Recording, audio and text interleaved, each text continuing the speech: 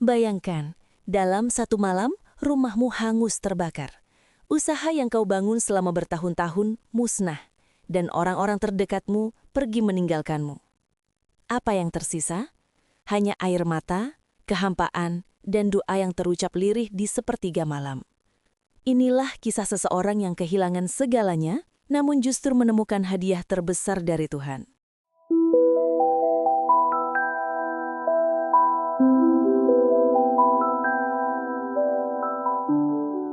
Di sebuah kota kecil, hiduplah seorang pria bernama Fadli. Usianya baru 40 tahun, namun wajahnya sering terlihat lebih tua karena kerja keras yang dijalaninya. Fadli bukanlah orang kaya raya, tetapi kehidupannya tampak begitu sempurna di mata banyak orang.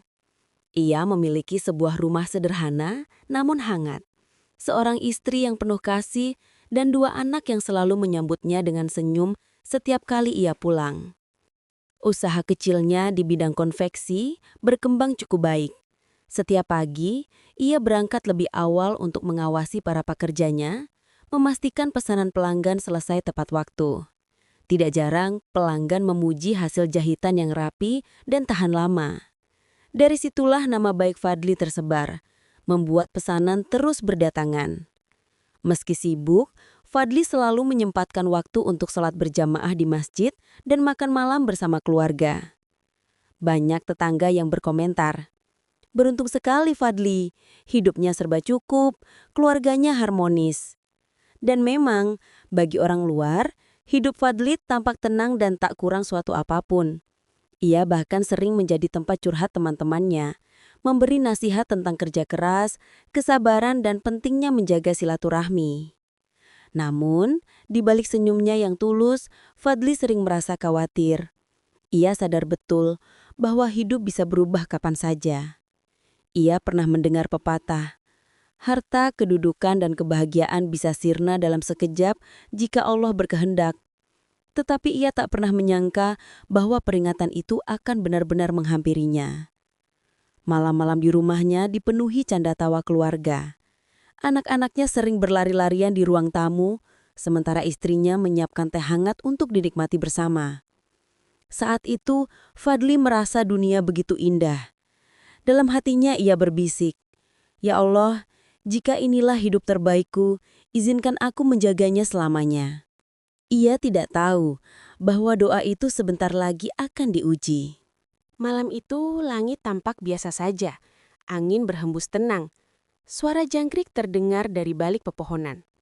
Fadli baru saja menunaikan sholat Isya bersama keluarganya.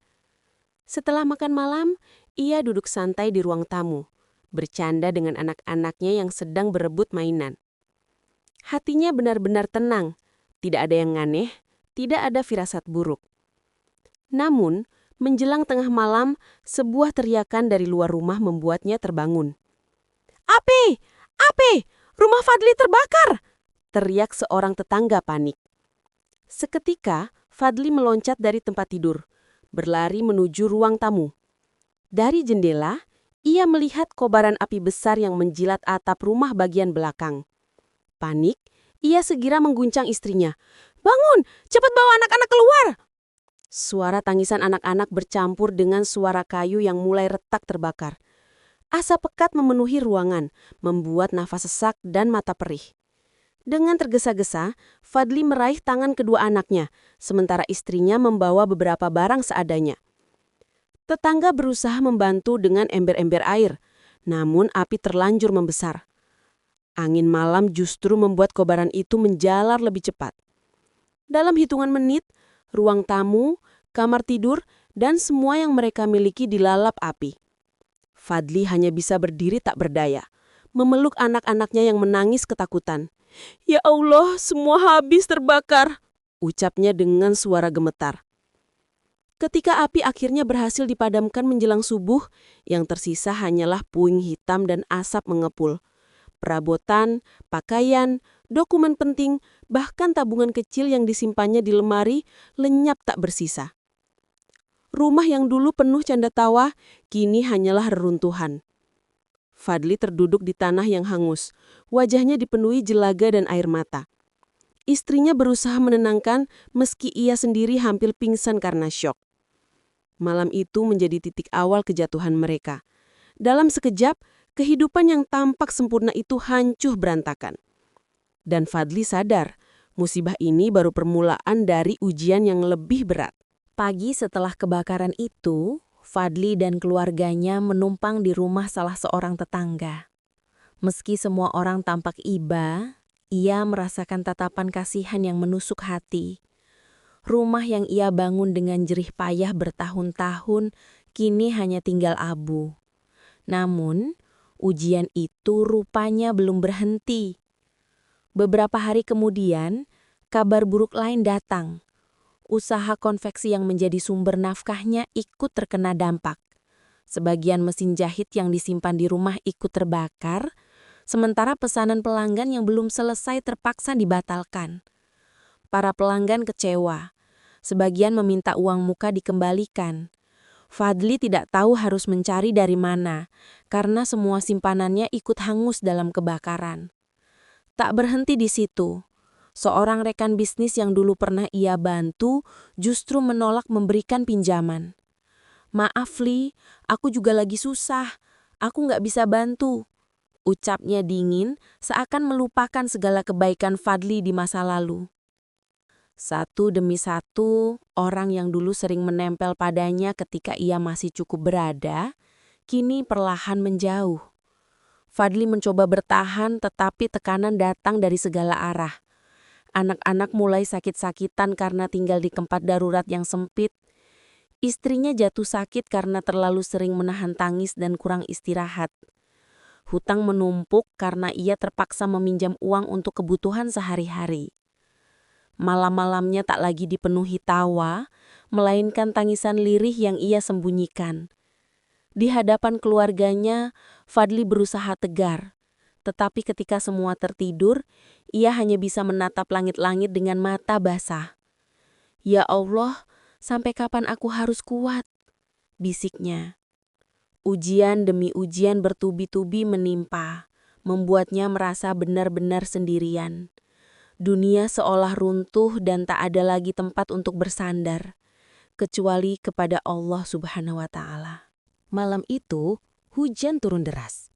Atap seng rumah tetangga tempat Fadli dan keluarganya menumpang bocor di beberapa bagian, membuat lantai becek dan udara semakin dingin.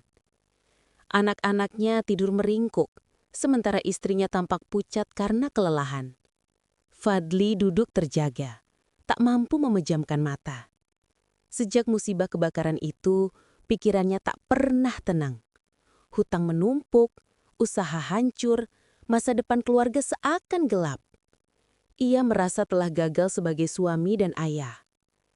Namun di tengah kegelapan hati itu, ia teringat sebuah nasihat lama dari ayahnya. "Nak, kalau kau merasa tak ada lagi jalan, bangunlah di sepertiga malam. Mintalah langsung pada Allah, karena Dia tak pernah tidur." Dengan langkah gontai, Fadli berwudu menggunakan air hujan yang ditampung dalam ember. Nafasnya berat, tubuhnya lelah, namun hatinya digerakkan untuk bersujud. Di ruang kecil yang dingin, ia menggelar sajadah lusuh yang tersisa dari puing rumahnya. Tak ada kata-kata indah yang keluar dari lisannya, hanya tangisan pecah yang selama ini ia tahan. "Ya Allah, aku lelah, aku hancur, aku sudah tak punya apa-apa lagi. Jika ini hukuman-Mu, aku pasrah. Tapi jika ini ujian, kuatkan aku ya Rob. Jangan biarkan keluargaku binasa karena kelemahanku." Air mata mengalir deras, membasahi sajadah. Dalam tangisnya, ia merasakan sesuatu yang berbeda. Ada ketenangan yang perlahan mengisi dadanya. Seakan-akan beban yang selama ini menghimpit pundaknya sedikit demi sedikit diangkat. Ia sadar manusia bisa saja meninggalkannya, tetapi Allah tak pernah pergi. Malam itu menjadi titik balik bagi Fadli. Di antara dingin hujan dan keheningan sepertiga malam, ia menemukan kekuatan baru, doa. Beberapa hari setelah malam penuh doa itu, Fadli memutuskan untuk kembali ke pasar, sekadar mencari pekerjaan harian. Dengan langkah berat, Ia membawa beberapa contoh hasil jahitan lama yang selamat dari kebakaran meski sudah lusuh. Ia berharap ada keajaiban, meski kecil sekali kemungkinan. Di pasar itu, Fadli bertemu dengan seorang pedagang kain tua bernama Pak Rahmat. Lelaki itu mengenalnya karena dulu sering menjadi pemasok bahan untuk konveksinya. "Fadli, astagfirullah, aku baru dengar musibahmu. Kenapa tidak cerita?" tanya Pak Rahmat dengan wajah iba. Fadli hanya tersenyum pahit. "Saya malu, Pak. Semuanya sudah habis. Saya cuma mau cari kerja apa saja, asal halal." Pak Rahmat terdiam sejenak, lalu menepuk bahunya. "Jangan cari kerja, mulailah lagi. Aku punya beberapa mesin jahit bekas yang tak terpakai. Ambillah, anggap saja pinjaman tanpa bunga. Bayar kalau sudah mampu." Mata Fadli berkaca-kaca. Ia tak menyangka di saat semua orang menjauh, Allah mengirimkan pertolongan lewat sosok yang sederhana. Dengan mesin jahit itu, Fadli mulai menjahit kembali meski dari rumah darurat yang sempit. Pesanan kecil-kecilan dari tetangga datang, lalu bertambah dari mulut ke mulut. Tak berhenti di situ, suatu hari seorang pemilik butik melihat hasil jahitannya dan terkesan. Ia memesan puluhan potong pakaian, bahkan menawarkan kerjasama jangka panjang. Fadli hampir tak percaya. Dari reruntuhan musibah, Allah membuka pintu rizki yang tak pernah ia bayangkan. Ia teringat tangisannya di sepertiga malam. Saat itu, ia merasa tak ada jalan keluar. Namun kini, ia melihat cahaya perlahan menyinari langkahnya. Pertolongan Allah memang datang lewat jalan yang tak disangka. Bulan berganti, tahun pun berjalan. Usaha kecil Fadli kembali berdiri. Bahkan tumbuh lebih besar dari sebelumnya. Ia tidak lagi hanya menerima pesanan dari tetangga, melainkan juga dari butik-butik ternama di kota. Kehidupannya perlahan membaik. Namun kali ini, ada sesuatu yang berbeda. Dulu, ia bekerja keras demi mengejar kenyamanan hidup. Sekarang, setiap langkahnya selalu ia niatkan untuk bersyukur. Dulu ia merasa rumah dan harta adalah segalanya. Kini, ia menyadari bahwa kehilangan itu justru membuatnya menemukan yang jauh lebih berharga. Ketenangan hati dan kedekatan dengan Allah. Fadli sering berkata pada istrinya, "Kalau bukan karena kebakaran itu, mungkin aku tak pernah tahu rasanya benar-benar bersandar pada Allah. Aku sibuk dengan dunia, merasa semuanya hasil kerja kerasku. Padahal, tanpa izinnya, aku bukan siapa-siapa."